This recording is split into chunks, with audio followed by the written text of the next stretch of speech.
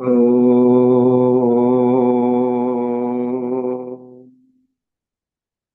विश्वानि देव सवितर्दुरितानि परासुव यद्भद्रं तन्न आसुव। ॐ शान्ति शान्ति शान्तिः। वसुदेवसुतं देवं कंसचाणूर्यमर्दनं देवकी परमानन्दं कृष्णं वन्दे जगद्गुरुं श्री सद्गुरुदेव भगवान की जय। प्रस्तुत श्रीमद् भगवद गीता का 17वां अध्याय और श्लोक क्रमांक 17वां चल रहा है। यहाँ तप के लक्षण बताते हैं कि तप कितने प्रकार का होता है। पहले शारीरिक तप बताया, पहले भी तप बताया, कायिक वाचिक और मानसिक तप।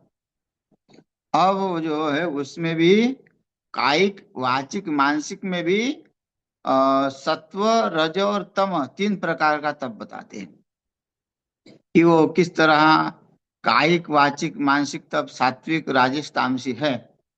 तो कहते हैं श्रद्धया परया तप्तम तपस्तत्त्रिविधम नरहि अफलाकांक्षिभिर्युक्तैः सात्विकं परिचक्षते।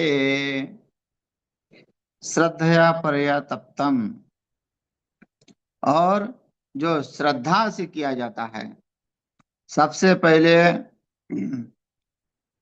भक्ति को प्राप्त करने के लिए सबसे पहले जिज्ञासा होनी चाहिए, वैराग्य होना चाहिए। वैराग्य ऐसा होना चाहिए, सात्विक तप का वैराग्य केवल मोक्ष का होता है। और वैराग्य की परिभाषा ये करते हैं कि इस मृत्यु लोक से ब्रह्मलोक पर्यंत जो सुखलुब्ध उपलब्धि साधन है, उस साधनों का विधिवत त्याग करना, और तब जाके वो मोक्ष की प्राप्ति होती है। इसलिए सबको तो मोक्ष प्राप्त होता नहीं। मनुष्याणाम सहस्रेषु कश्चित् यदि सिद्धे, भगवत गीता में कहा भी है भगवान ने कि भाई सबकी सब लोग सिद्ध भी नहीं हो सकते, लेकिन हताश भी नहीं होना। भगवान कहते प्रयत्न करो, अभ्यास न कौन्तेय वैराग्य न च गृह्यते। अगर अभ्यास करते रहेंगे और वैराग्य को दृढ़ करते रहेंगे, एक एक वस्तु का परित्याग करते रहेंगे, तो निश्चित ही एकाधे जन्म में हमें वो मोक्ष की प्राप्ति हो जाए। अनेक जन्म संसिद्धि, क्या कहा भगवान ने? अनेक जन्म लग सकते हैं, लेकिन वही ये नहीं कह सकते कि नहीं होगा, होगा ही। धीरता होनी चाहिए। जिसके पास धीरता है वो तप कर सकता है, जो उस परमात्मा से जुड़ सकता है। और जिसको क्षणिक लोगों के कहा सुनने से वो तप करता है, भक्ति करता है, और थोड़ा उसको जो अगर कुछ उसमें परिणाम दिखता नहीं है या फिर सामने वाले की कुछ गलती दिखती है, तो वो पीछे हट जाता है, तुरंत दूसरा संप्रदाय बदल देता है। ऐसे भी है। तो कई बार तो दो महात्मा एक जगह तप कर रहे और कई साल तप कर रहे हैं, और एक बार जो है नारद जी उनके सामने आ गए। तो नारद जी को देखते बड़े प्रसन्न हो गए कि अब तो कुछ ना कुछ उपाय मिलेगा कि कब परमात्मा प्राप्त होगा। तो पहला तपी कहता है कि ये देवर्षि, आप ये बताइए कि मुझे परमात्मा कब मिलेगा। बोले वो तो भगवान को ही पता है, तो भगवान को पूछ के आइए। और दूसरा भी यही कहता है कि मुझे कब मिलेगा। वो भी बोला कि वो भी बोले कि भगवान को पता है, भगवान ही बताएंगे। तो भगवान के पास नारद जी शीघ्र गए, क्योंकि उन्होंने कहा कि भाई हम बहुत दिन से तप कर रहे हैं, तो आप शीघ्र जाइए। और नारद जी गए, भगवान को पूछा कि बताइए कि ये दोनों में से जल्दी आप किसको मिलेंगे। बोले कि जो दोनों को भी तब मिलूंगा जब उस पेड़ के पत्ते, जिस पेड़ के नीचे वो तप कर रहे हैं, उस पेड़ के पत्ते पूर्ण रूप से जो है गिर जाए, उतने साल, मतलब जितने पेड़ में पत्ते लगे हुए हैं उतने युग जब बीत जाएंगे तब जो है मैं उनको प्रसन्न हो जाऊं। और बड़े नारद जी को बड़ी खुशी हुई कि चलो ये संदेश उनको सुनाकर वो खुश हो जाएंगे। नारद जी ने पहले महात्मा को कहा कि आपको भगवान मिलेंगे, लेकिन कब, जितने पेड़ में पत्ते लगे हुए हैं, उस पेड़ के उस पेड़ के पत्ते जब गिर जाएंगे, उतने साल जो है लग जाएंगे। मतलब जितने पेड़ के पत्ते हैं उतने साल आपको लग जाएंगे। वो सोचने लगे कि भाई ये तो बहुत बड़ी कठिन बात है, इतने साल तक तब करूंगा तब भगवान मिलेंगे या नहीं मिलेंगे, क्या पता कि ऐसे ही नारद जी कुछ सुना रहे। क्योंकि कब इतने साल बीत जाएंगे, अब पेड़ को पत्ते कितने होते हैं और कितने जो है युग बीत जाएंगे, तब भगवान प्रसन्न हो गए। कम से कम ये जो जन्म मिला है उसमें खा पी लो और मौज कर लो, आगे का जन्म किसने देखा है। फिर उल्टी बात सोच लिया और जो है तब करना छोड़ दिया। और दूसरे महात्मा के पास गए। नारद जी ने सोचा कि पहला तो भाग गया, अब दूसरा पता नहीं क्या बोलेगा, क्या डांटेगा। तो संदेश तो मैं गया इनकी ने सुनाया। तो नारद जी जैसे आए बड़ा आनंदित हुआ, नारद जी को प्रणाम किया। बोले महाराज क्या संदेश लाए। बोले क्या बतायूं, जितने इस पेड़ के जो है पत्ते हैं उतने युग तुमको लग जाएंगे। तो वो आनंद से नाचने लगा। बोले कम से कम परमात्मा ने सीमा तो बांध दी, ये पत्ते तो झड़ेंगे ही, तो मोक्ष निश्चित है। तो ये समाधान कि हमको मोक्ष तो निश्चित मिलेगा ही, चाहे इस जन्म में नहीं, कई जन्म में, कहीं ना कहीं जन्म में मिलेगा, अगर हम दृढ़ता से वैराग्य से अभ्यास करते हुए अपने दिनचर्या का, तो उस दिनचर्या का अभ्यास करते हुए अगर हम उसमें रत रहते हैं तो हमें परमात्मा की प्राप्ति जरूर होगी। अगर हम केवल ये धन दौलत ऐश्वर्य ही परमात्मा को मांगते रहेंगे तो कभी इस धन दौलत के कारण बुद्धि अनर्थ भी हो सकती है। बुद्धि जो है, बुद्धि में दोष आ सकता है, बुद्धि भ्रमित हो सकती है, किसी का अपमान हो सकता है अहंकार के कारण। अगर धन मांगे, धन तो चाहिए, लेकिन अगर उसी के लिए तप करे तो फिर वो अपमान हो गया किसी के धन, हो फिर पतन का कारण होता है। फिर उसको, उसकी बुद्धि भ्रष्ट होने के कारण बुद्धि नाशात प्रणश्यति। जैसे दुर्योधन की बुद्धि, धन तो मिल गया था, धन मिलने के बाद कब बुद्धि पलट जाए और कब अहंकारी बने जीव, और अहंकार के कारण जो है सब नाश हो जाता है। काम क्रोध, है ना, काम ऐसे क्रोध ऐसे रजोगुण समुद्भव, इसको नष्ट करने के लिए ही वैराग्य होना चाहिए। अगर इस वैराग्य है तो परमात्मा के प्रति प्रेम है, श्रद्धा है, और संसार के प्रति दोष है ना। संसार में जन्म मृत्यु जरा व्याधि दुखो दोषानुदर्शनम, महापुरुष जो है संसार में दोष दिखते हैं, जन्म मरण का दोष दिखते हैं, शरीर में जो पीड़ा आध्यात्मिक आदि दैविक आदि भौतिक जो दोष ताप लगे हुए उसमें दोष दिखते हैं। इसलिए जन्म मृत्यु जरा व्याधि जो ना अनेक प्रकार के रोग इस शरीर में लगे हुए हैं, वो शरीर कब, इस समय तो निरोगी रहा, लेकिन वृद्धावस्था में कितनी उसकी दैनंदिन अवस्था हो जाती है। हाँ, बहुत। एक तो अभी मैंने एक मोबाइल में देखा था कि एक पायलट थे। हाँ, और बहुत बड़े, मतलब ये अच्छे घर के रहे। तो उन्होंने एक मुस्लिम से शादी की। अच्छा, मुस्लिम से शादी करने के बाद तो उनके पहले बच्चे होंगे, तो वो जब मृत्यु हो गई उनकी, तो उनकी पत्नी को उनके बच्चों ने छोड़ दिया, पायलट रही। और फिर अभी कहीं गुजरात में किसी जगह पे वो ऐसी बैठी हुई मिली, मतलब ऐसी अवस्था में मिली जैसे पागल जैसी, वृद्ध अवस्था में, उसके साथ कोई नहीं है, घर वाले कोई नहीं है। तो जीवन में इतना कुछ मतलब कमाया होगा, वो जो प्लेन चलाती थी, और और भी कुछ पढ़ाई की होगी तो उसने उतना नहीं देखा, लेकिन कितना जीवन में कुछ क्षण तो ऐश्वर्य रहा होगा। जब वो पायलट रही, उसके घर वाला भी कुछ अच्छा रहा होगा तो अच्छा है। लेकिन जो है कुछ क्षण में, मतलब जीवन में बदलाव होने के कारण जो है, वृद्धावस्था आने के कारण कैसी दैनंदिन अवस्था हो जाती है। तो कोई किसी का भरोसा नहीं कि अपने लोग जो है जिनके लिए हम कमा रहे हैं वो हमारे साथ में ही रहेंगे।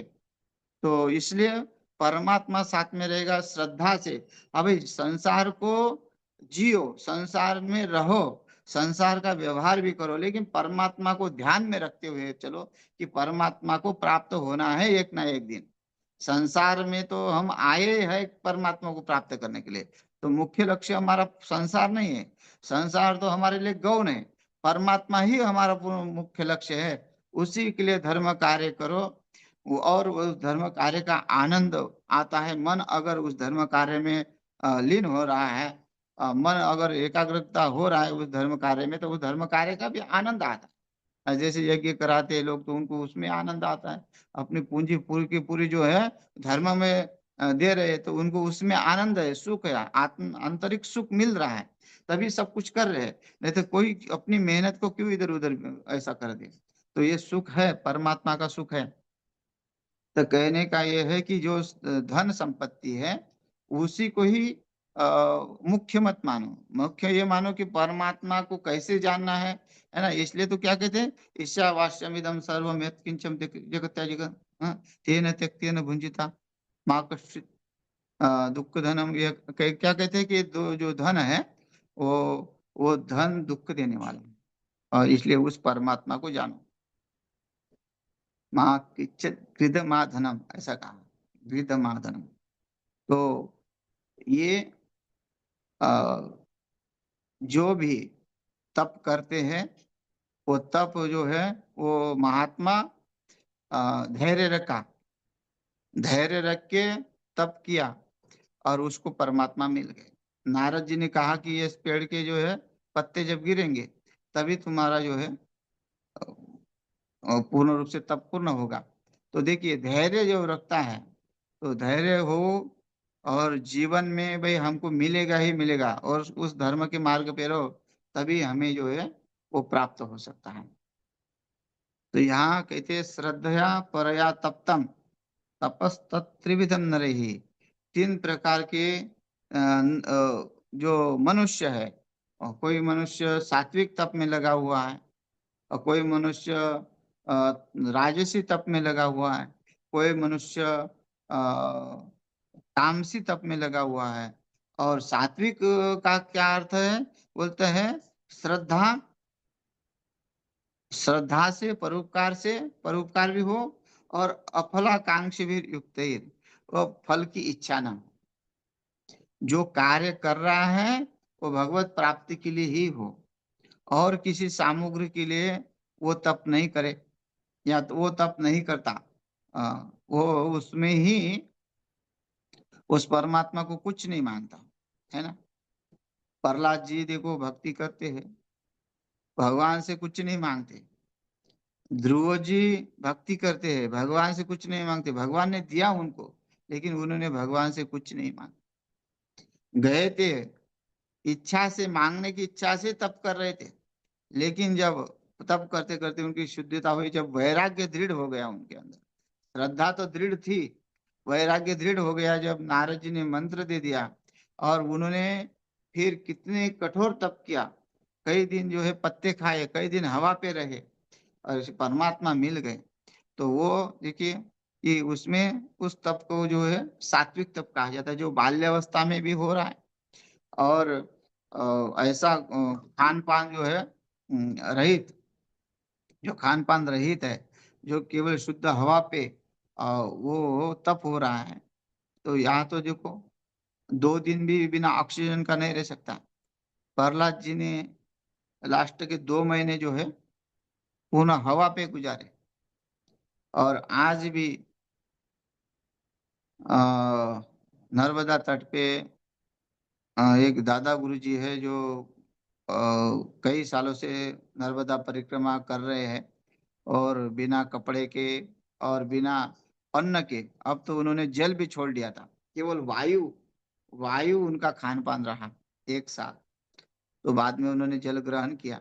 तो कहने का ये है कि आज भी संत है कि ऐसी क्रिया है जो वायु पे भी, वायु को भी ग्रास बना के वो अपने जीवन को जी सकते हैं। तो ये किसके माध्यम से होता है? तप के माध्यम से। तो वो तप है सात्विक तप, और किसी फल की इच्छा नहीं, कोई इच्छा नहीं। अपने जगह पे जो कार्य कर रहे हैं, पहले कहा था कि कायिक वाचिक मानसिक तप जो है वो अपने शरीर के माध्यम से वो और गुण अनुसार बताया था।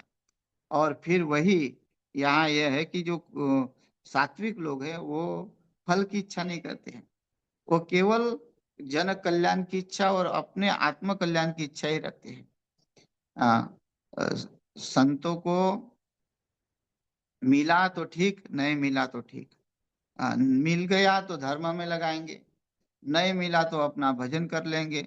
अगर धर्मों में लगता है कि कई महात्मा लोगों के माध्यम से लोग धर्म करते हैं, उनको समझ में आता है कि भाई हाँ, हम धन धन देंगे, पता नहीं अब आगे आएगा कि भाई दान भी देना है तो किसको देना है और किसके हाथ में देना है, तभी हमारा दान जो है वो पूर्ण रूप से होगा।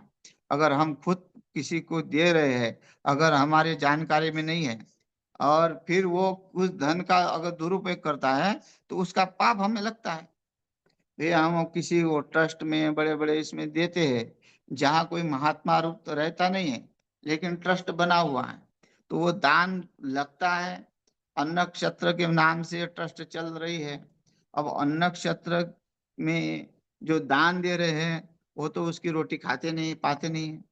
अगर दान देने वाले अगर उस अन्न क्षेत्र की रोटी पाएंगे तो भाई दान फिर उनको समझ में आएगा, अगर कुछ कम ज्यादा हो तो भाई इस तरह सा भोजन होना चाहिए, हम आपको दान दे रहे हैं तो आप इस तरह का भोजन बनाओ। ऐसा भोजन जो है आप अपने घर में पाते हो, उस ट्रस्टी को पूछो कि जो ट्रस्टी अन्न क्षेत्र चला रहे हैं और वो भोजन को जो है महात्माओं को भिक्षा दे रहे हैं। चलो महात्माओं को तो रुचि नहीं खाने में इतना, जैसे मिलेगा वैसे अपना दिनचर्या भिक्षा लाते। आज भी स्वर्ग आश्रम इधर ऋषिकेश में कई जगह भिक्षा मिलती है, महात्मा लोग भिक्षा ही करते हैं।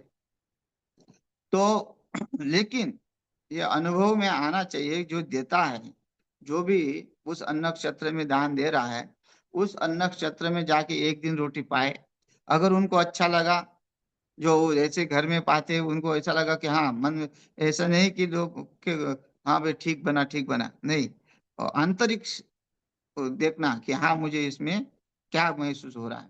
अगर उसमें कोई कमी हो तो उसमें बदलाव कर सकते हैं कि भाई थोड़ा सा भले ही मसाले नहीं, लेकिन ठीक ठाक हो, पका हुआ हो अन्न, ठीक ठाक हो और साफ सुथरा हो, सब सब अच्छे हो, तो ये आगे आएगा।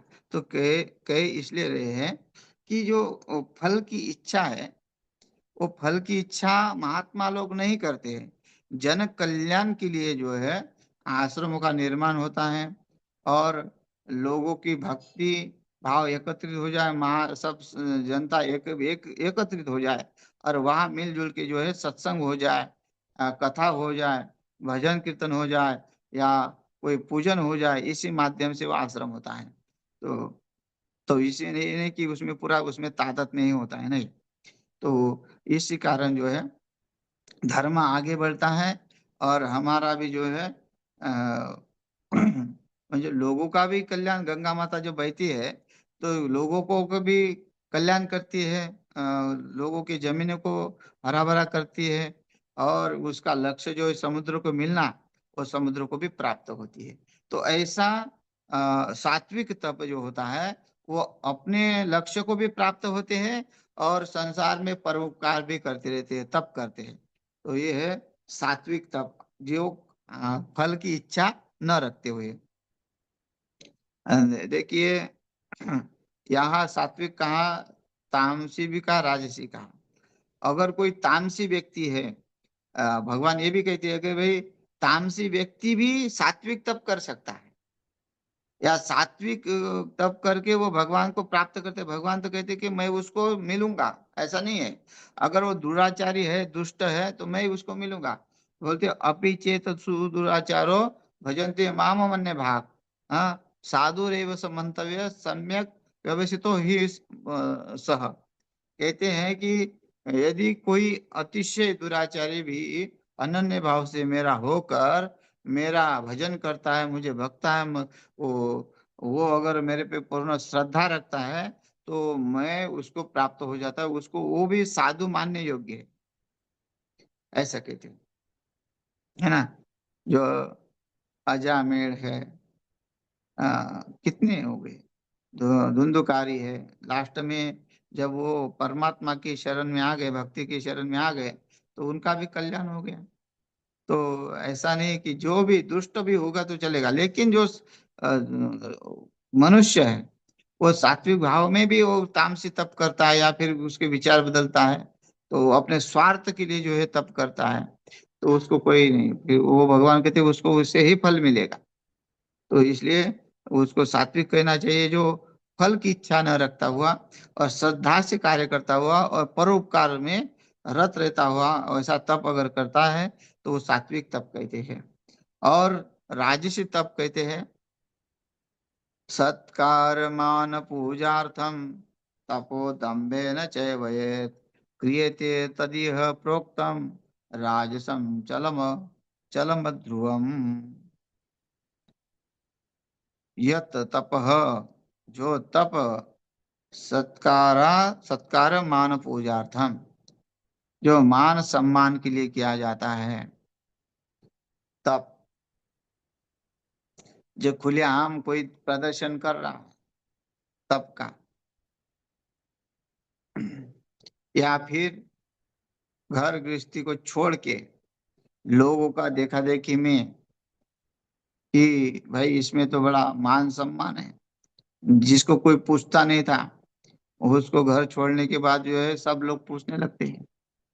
हाँ, साधु बनने के बाद तो साधु का जो है तो पूजा होती है, लेकिन जो साधु है वो अपने साधन में रत रहते हुए लोगों को नहीं दिखता है, लोगों को दिखावा नहीं करता, लोगों के सामने दिखावा ज्यादा नहीं करता है, प्रदर्शन नहीं करता है।